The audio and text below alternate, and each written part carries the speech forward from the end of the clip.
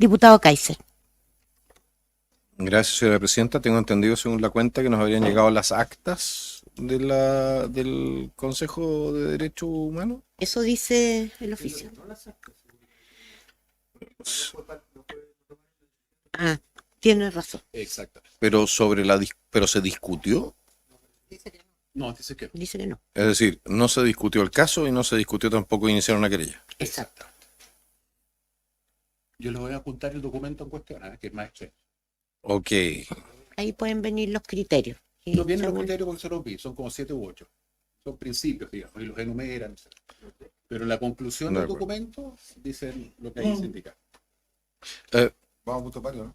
Todavía no. Estamos en la cuenta. Una consulta y sobre el punto para tener también un tema de referencia, porque tengo entendido que el Instituto Nacional de Derechos Humanos decidió persistir en su querella contra el carabinero Zamora, es decir, pedir la nulidad del juicio.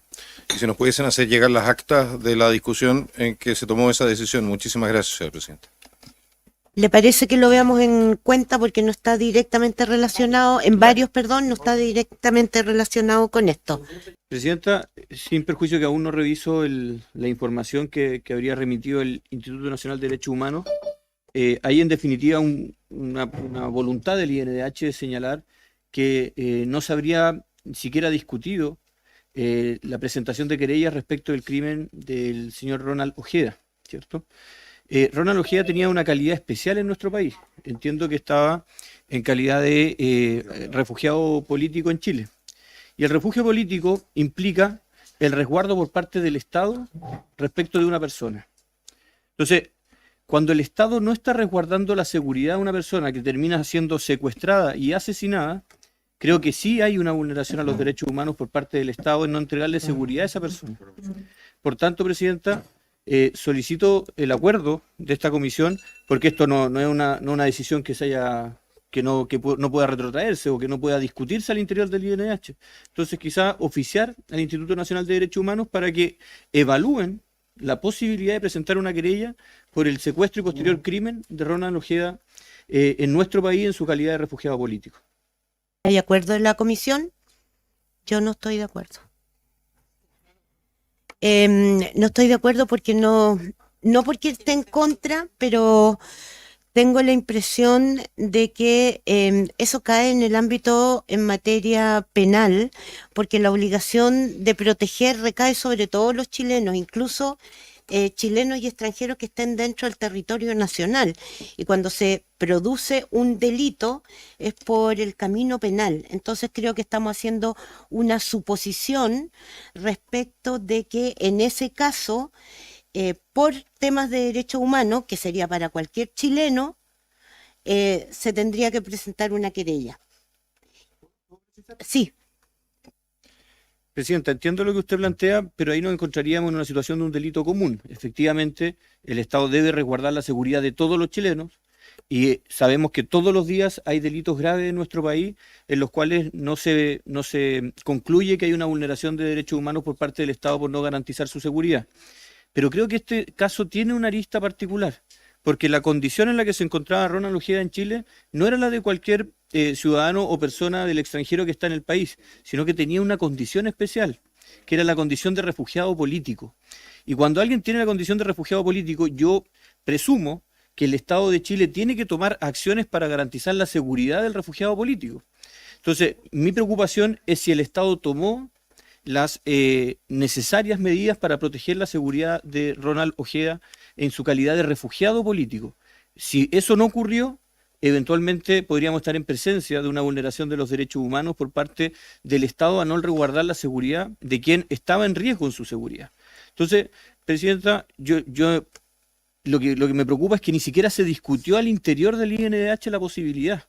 Entonces, creo que sería bueno que se discutiera y que se tomara una decisión, porque desconozco los procedimientos internos a quién le corresponde poner en discusión este tipo de decisiones. Entonces, si no se ha puesto, nosotros estamos haciendo una sugerencia que se ponga en discusión. Pueden llegar a la misma conclusión, pero al menos que se discute y se converse.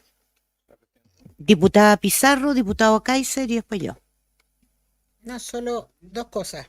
Lo primero, que esta es una investigación penal que existe Pero por sobre todo quiero decir, yo tuve la condición de refugiada política y no sé dónde está eso que señala el diputado. Lo que asegura el refugio político es la no extradición, el asegurar el traslado de la gente del país de origen donde es perseguida hasta llegar al lugar de destino, incluido el avión en que uno se traslada.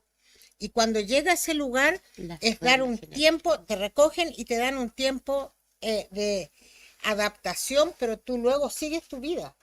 No existe aquello. Distinto es, yo sí podría estar de acuerdo en que primero leería las actas y que leería lo que mandaron porque no tengo la certeza de eso. Y ahí creo que podríamos volverlo a conversar, por lo que lo que dice el diputado Guzmán por su intermedio, presidenta, no es lo que yo recuerdo de experiencia como refugiada política. Sí, es garantizar, es llegar al destino. Gracias, diputada. Diputado Kaiser. Muchas gracias, señora presidenta. Yo le daría otra aproximación a este tema. En razón, creo recordar que el fiscal nacional en su momento descartó prácticamente todas las hipótesis de que involucraban la posibilidad de que el crimen del teniente Ojeda hubiera sido un crimen común, un delito común. Siendo entonces la hipótesis con la cual estaba trabajando el involucramiento del gobierno de Venezuela junto con mafias locales, provenientes de Venezuela, por lo demás. Eso, señora presidenta, significa que el gobierno de Venezuela habría estado involucrado en este acto. Y eso sí es una violación de derechos humanos, evidentemente, puesto que no es un delito común, es un asesinato político. Por tanto, la consulta sería al Instituto Nacional de Derechos Humanos, si me permite complementar el honorable colega, señora presidenta, por su intermedio, ¿por qué en esta situación donde cuanto menos la línea investigativa de la Fiscalía, declarado por la propia Fiscalía, iba en esta dirección, el Instituto Nacional de Derechos Humanos no consideró necesario hacerse parte para garantizar efectivamente que se hiciesen en lo que a nosotros nos atañe lo posible para restaurar el imperio del derecho respecto de esta violación de derechos humanos? Muchísimas gracias, señora presidenta.